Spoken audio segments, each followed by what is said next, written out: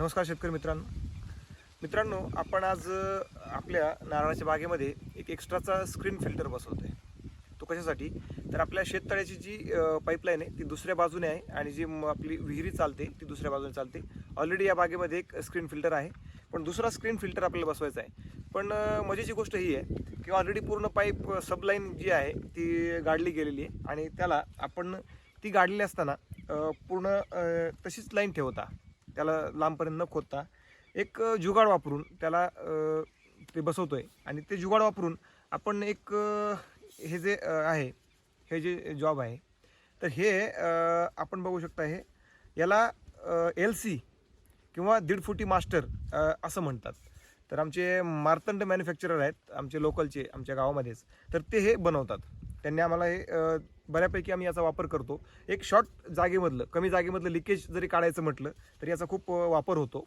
आणि हे आपण कसं वापरू आपल्या ह्या पूर्ण ह्याच्यामध्ये, तर याचं प्रात्यक्षिक आपण पाहणार आहोत. हे आहे आमचा जो स्क्रीन फिल्टर आहे त्याचं बेस आहे आणि हे जो 2 TF आहेत, हे 2 TF आणि स्क्रीन फिल्टरचा हा बेस आहे.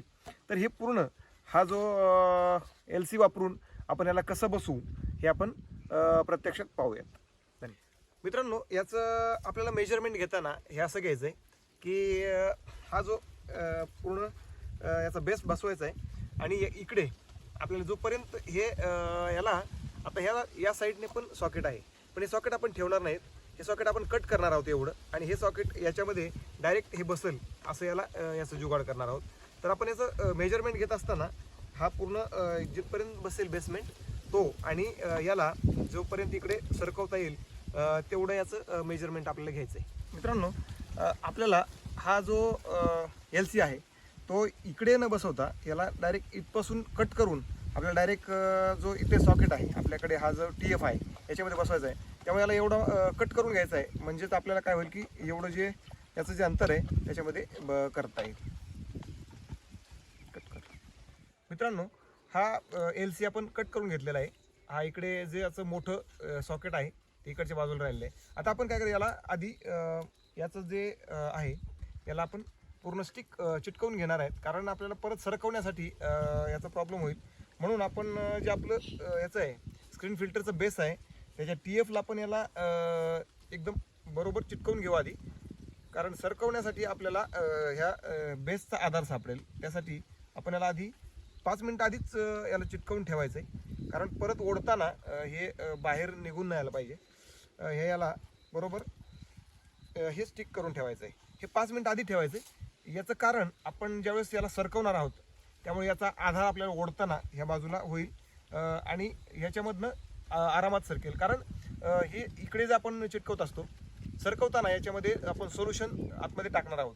सोल्युशन कशामुळे टाकणार आहोत की आपण याच्यानंतर सरकायला लुब्रिकंटचं काम करतं. म्हणजे जसं आपण ग्रीस असतो त्या टाईप आपण काय ग्रीस टाकत असतो, तसंच काम आपण जर पटकन ह्या ज्या गोष्टी केल्या तर याचं होत असतं. मित्रांनो, हे फक्त हे स्क्रीन फिल्टर बसवण्यासाठी नाही. हे जे LC आहे, ह्या LCचं काम जर आपलं छोटं इथं लिकेज असतं तरी ह्याला आपण या प्रकारे आपण याचं लिकेज पण काढू शकतो. याला दोन्ही साईडने सॉकेट्स असतात. याचं हे लॉंग सॉकेट आहे आणि याचं शॉर्ट सॉकेट पण असतं. एक आपलं रेग्युलर सॉकेट असतं तेवढं.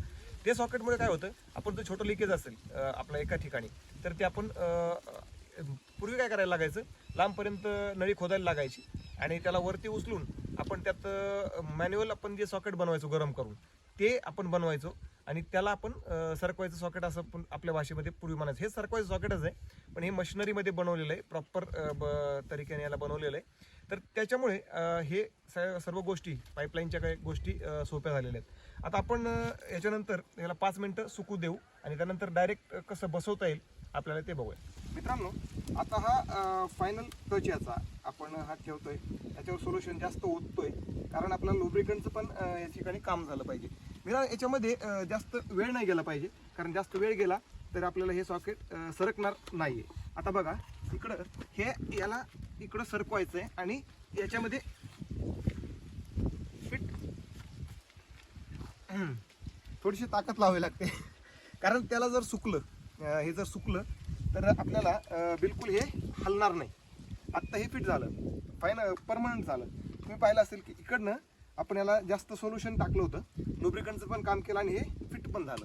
आत्ता आपण याचं काम झालं.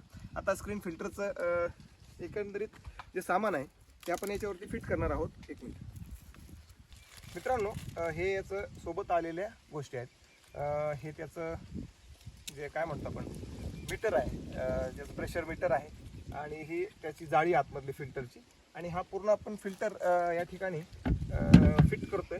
याचं फायनल फिटिंग याचं समजा आपण चालू आहे त्याचं हे आहे फायनल फिटिंग या ठिकाणी झालं म्हणा.